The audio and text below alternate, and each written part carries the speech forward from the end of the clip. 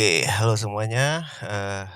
Saya coba sesingkat mungkin ya ini untuk penjelasannya. Jadi mohon maaf kalau misalnya ada beberapa hal yang saya asumsikan teman-teman sudah tapi kalau memang ada pertanyaan, monggo langsung aja nanti di sesi tanya jawab bisa ini ya, bisa tanyakan gitu ya. Pertama, kita mulai dari, eee, struktur dulu ya, bahwa market itu, eee, pada dasarnya bergerak dengan pattern seperti ini, ya kan? Gitu. Sebentar saya ganti warnanya. Eee, pattern-nya itu, kurang lebih akan, eee, apa, membentuk kalau tidak trending, ya ranging. Nah, sementara kalau trending itu sendiri bisa uptrend, bisa downtrend, gitu ya. Nah itu. Lalu, eee, masuk ke, pattern itu kenapa itu penting, karena biasanya kita akan mencari, kesempatan di antara wave ini, betul ya? Kalau di market yang lagi uptrend, ya kita akan mencari buy di sini, ya kan? Cari buy di sini, gitu. Begitu juga kalau marketnya lagi downtrend, misalnya seperti ini. Nah, kita akan mencari short di sini, short di sini, ya kan? Gitu kan? Kita cari profit di sini, gitu. Nah, itu normalnya di market yang dua arah. Nah, kalau di market yang satu arah seperti ISG ini, tentu kita tidak bisa short. Maka ketika kita apa, eee, me mengalami market downtrend, yang kita bisa lakukan apa, ya agak kebalik ya jadinya. Jadi kalau tadi ya kita ambil short di sini lalu TP di sini misalnya, TP-nya di sini, nah karena kita cuma bisa satu arah ya berarti yang kita lakukan adalah ini, mencoba mencari yang di sini, lalu kita TP di sini nih, pas dia lagi korektif, gitu. Ya masuk ke korektif ya. Jadi, eee, berdasarkan, Elliott Wave, market itu punya 2 fase, ini impuls, lalu ini korektif. Mhm. Kalau dia masih, eee, apa, uptrend, dia akan begini lagi nih, break break atas, ya, tuh, lanjut lagi dia, seperti ini terus. Nah, itulah nanti akan jadi pola apa ini, bullish flag, seperti itu. Jadi, eee, polanya seperti itu terus, namun itu terjadinya itu fraktal, bisa di time frame berapa saja. Nah, itu nanti ada kaitannya kenapa saya sebutkan, time frame-nya itu fraktal ya. Nah, kenapa bisa seperti itu? Penjelasan, singkatnya sih seperti ini. Ini adalah fase early adopter, ya kan. Sebenarnya di sini pun ada fase ini adalah fase korektif yang di time frame sininya, di time frame yang sini. Jadi di sini itu sebenarnya gini, gini lagi dia. Nah, seperti itu. Ini fase early adopter ambil, early anulah yang tahu duluan lah atau gimana, yang mendorong, apa, perubahan harga, lalu dia akan TP. Nah, kemudian akan masuk lagi nih orang-orang yang, baru mendengar mendengar ini, lalu TP lagi, nah baru terakhir di sini nih, ini yang kita sebut biasanya fase cuci piring. Ini di sini fase, apa ya istilahnya, euforia, optimis, udah optimis, ya udah saatnya gantian cuci piring, ya kan, lalu koreksi, dengan harapan yang ngambil di sini masih dikasih cuan kalau dia lanjut ke atas. Gitu aja diulang-ulang, seperti itu. Itu juga terjadi di downtrend. Jadi ini bisa dibolak-balik ya, arahnya itu arahnya itu nggak selalu ke atas. Ini pun disebut impuls, tapi impuls downtrend. Nah ini korektif, ini korektifnya gitu. Misalnya ini lanjut, jadi apa? Jadinya bearish flag kan, gitu.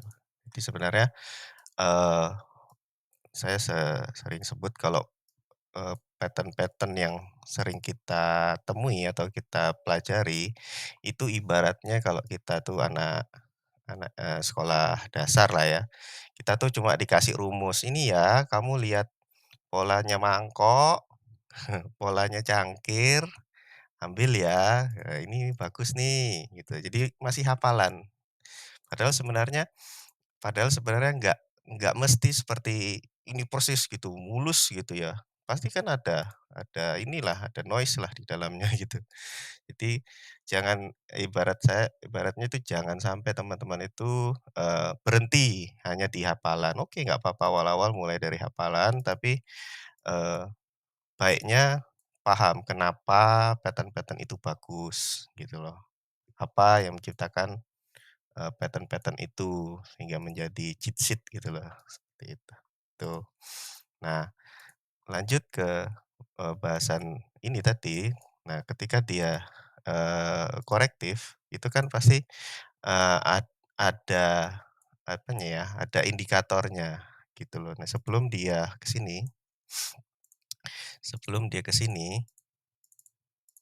itu biasanya kalau kita lihat di apa namanya, di, eee osilator, di osilatornya itu dia akan ada, yang namanya divergence gitu loh.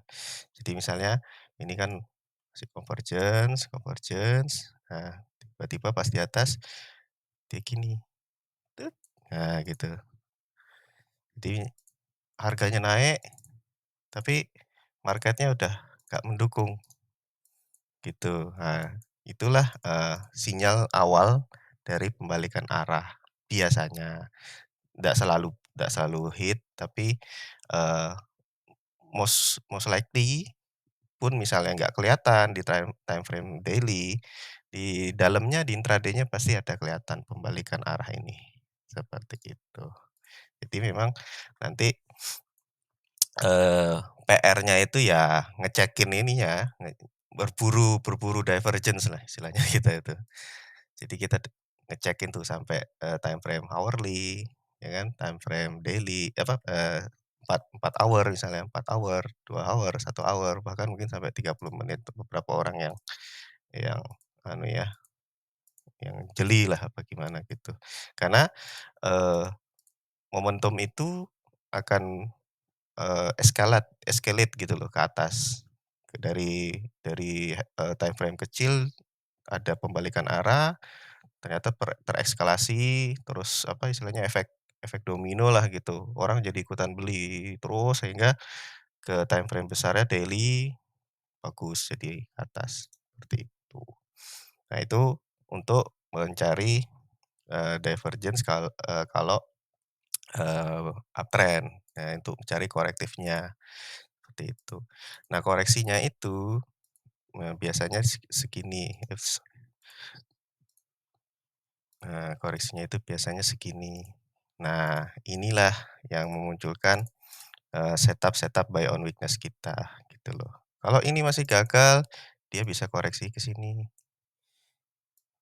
tuh. Ini masih gagal, dia masih bisa koreksi ke sini, gitu. Jadi kalau misalnya kita dapat koreksi yang ini, ya cakep, gitu.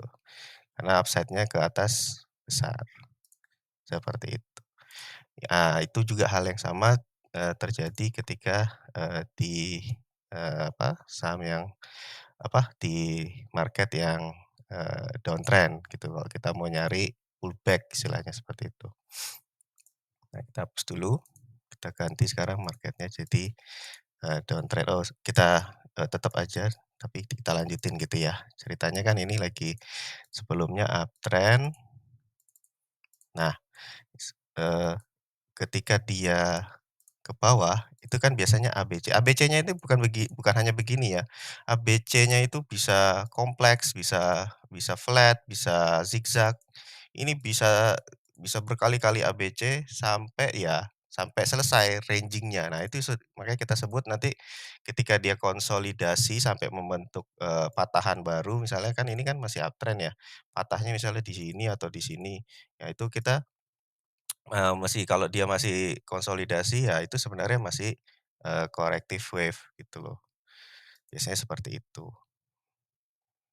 Jadi, di dalam ABC-nya itu sendiri, karena sifatnya tadi ingat ya, sifatnya tadi adalah fraktal, di dalam ABC-nya itu ada lagi sebenarnya 1, 2, 3, 4, 5 gitu.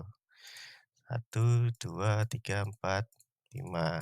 Nah, sini juga ABC nih, ABC, gitu, seperti itu.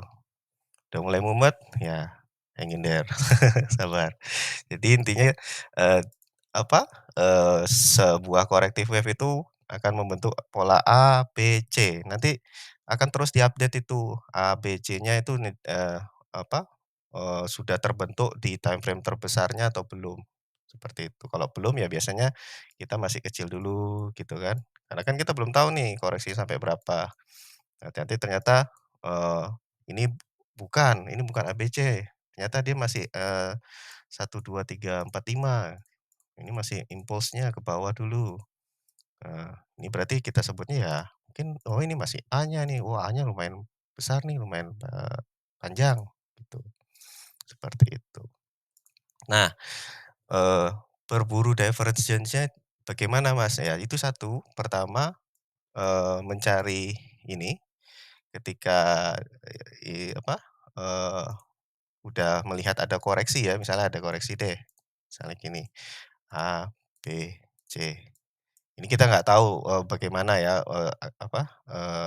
bentukan, dalamnya, tapi, minimal, rekan-rekan udah melihat satu lower low, satu lower high, satu lagi another lower low. Ini kan udah confirm bahwa dia bearish.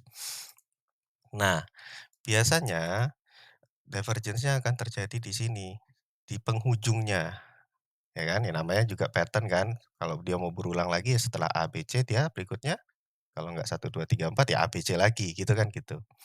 Nah, ketika di sini terjadi divergence, itu harganya ke bawah, tapi ininya, naik gini, osilatornya naik begini, nah itulah, yang kita cari gitu loh. Itu yang kita cari, dan, targetnya hanya cari pullback. Kenapa? Ya karena dia masih downtrend, kita belum tahu ini benar-benar udah selesai ABC-nya atau masih ada ke bawah lagi, kayak gitu. Targetnya ya jadinya cuma begini, salah. Targetnya jadinya seperti ini. Nah, gitu gitu. Jadi dia akan cuman mantul ke sini A, B, C misalnya kayak gitu. Atau kadang-kadang bisa flat, A, B, C. Habis itu dia bisa lanjut lagi, ya namanya juga masih bearish kan. Bisa lanjut lagi. Itu kenapa biasanya ini kalau namanya kita counter trend trading, sifatnya selalu cuan naik TP. Kalau mau disisain karena kita merasa, "Wah, ini kayaknya udah selesai, Mas. Ini udah di sini, Mas. Udah di 0,618. Kemungkinan melanjut nih ke atas." Ya, nggak apa-apa, monggo. Asal sudah siap dengan resikonya ya, sudah sesuai dengan money manajemennya, gitu. Bisa disisain separuh misalnya, sisanya kalau mendekati, ini atau tunggu tunggu jebol gitu, istilahnya udah siap loss, seperti itu. Bebas, itu, eee, preferensi masing-masing, gitu. Dan most likely, nanti, risk reward-nya akan selalu di atas 1/2. kalau itu memang benar-benar, ini ya, penghujungnya. Jadi, rules kita tetap, aman ya, jadi kita selalu ambil resiko yang, risk-nya 1 berbanding reward-nya 2, seperti itu. Ini kan malah ini 3 contohnya di ini ya, kita kan pakai apa ini, BBRI ya, gitu. Seperti itu. Nah, terus, apalagi yang harus diperhatikan? Ya itu, karena kita tadi sudah tahu bahwa itu, apa, di dalam ABC itu ada 1, 2, 3, 4, 5 wave, di dalam A ke B itu ada 3 wave, A, B, C,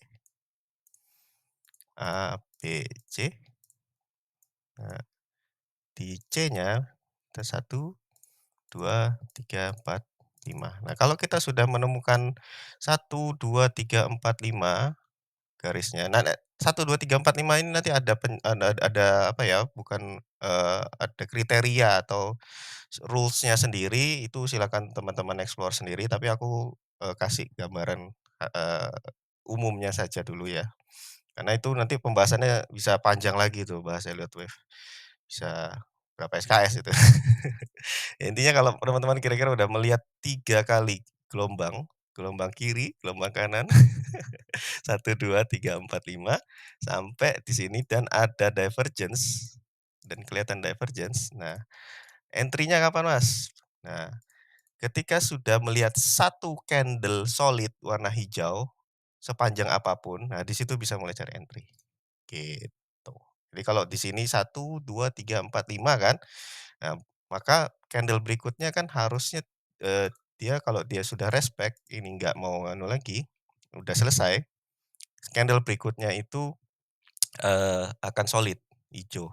Nah, perhatikan di sini saya tidak, bilang harus, same low atau harus, di atas low-nya, enggak.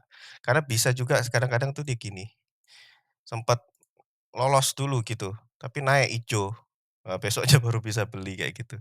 Jadi agak ketinggalan lah, karena nanti setup-nya kan selalu kan, low low terakhir kan, gitu. Nah, itu bisa aja terjadi, karena bisa jadi dia divergence sudah, tapi masih kuat nih selling power-nya.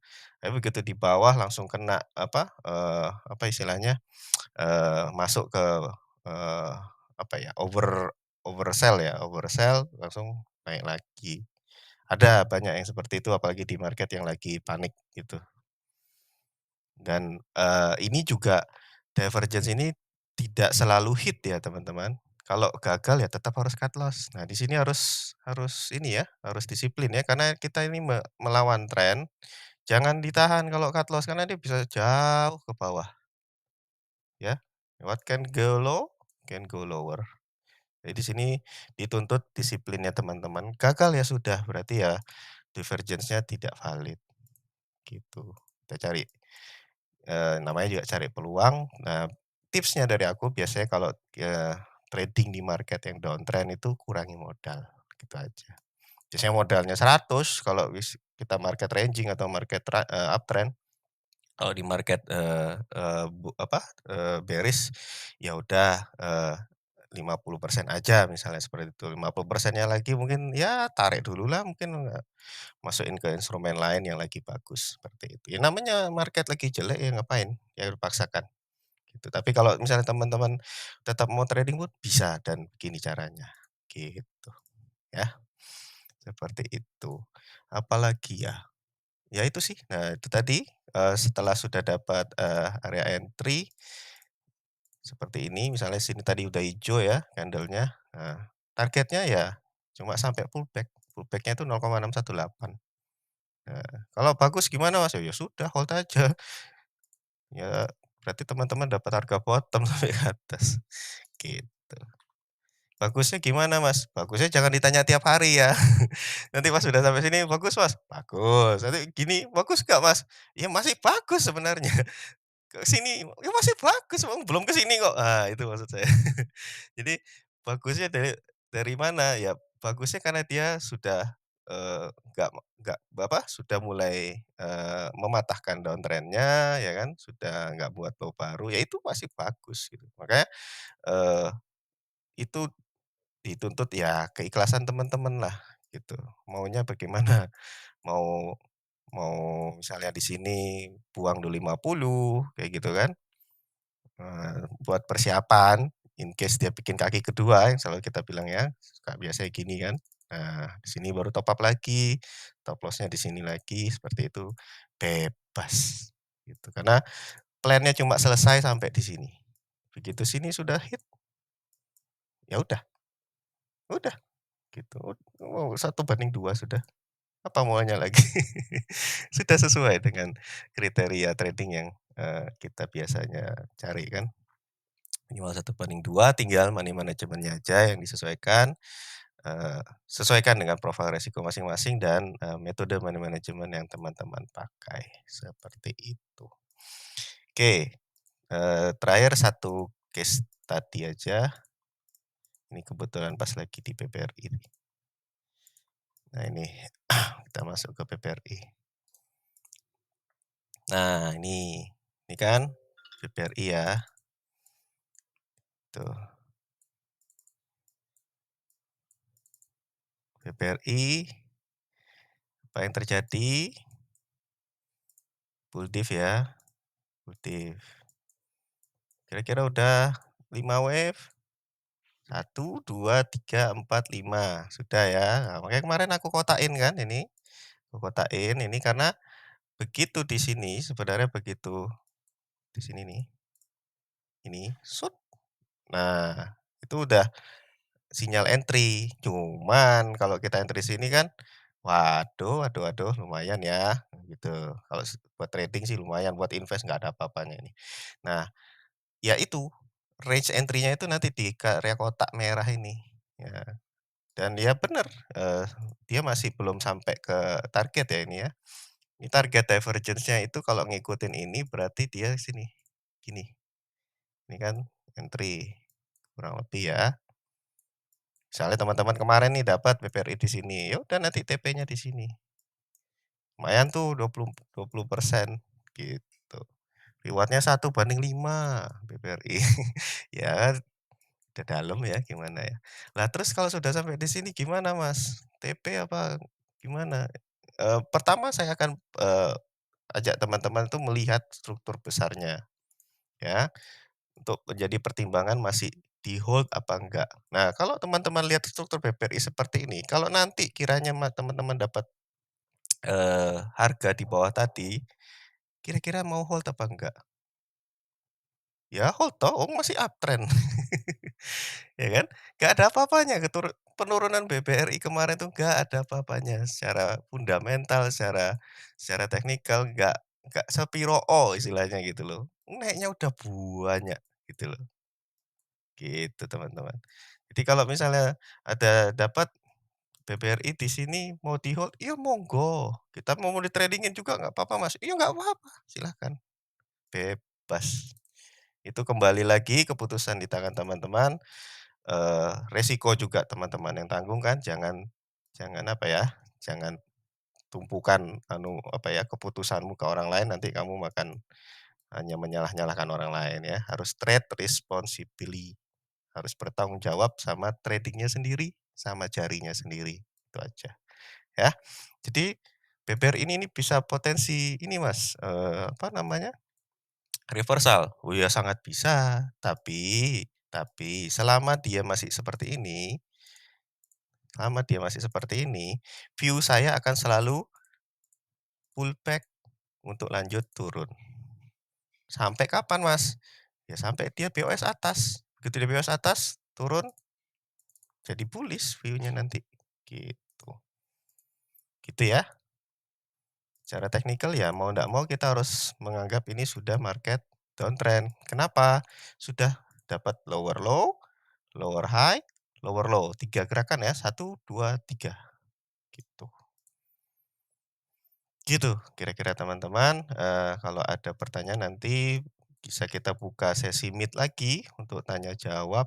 Kalau ada yang belum jelas sama mungkin teman-teman silakan, cari ini sendiri, cari contoh-contoh yang lain, lalu bisa kita bahas di grup. Oh ya, untuk, osilator yang dipakai apa Mas? Kalau saya kan umumnya pakai MACD ya, MACD pun ada 2 ya, dia bisa divergence terhadap, ininya, MACD-nya dan dia juga bisa divergent terhadap osilatornya, eh histogramnya, sorry, kok osilator lagi, histogram.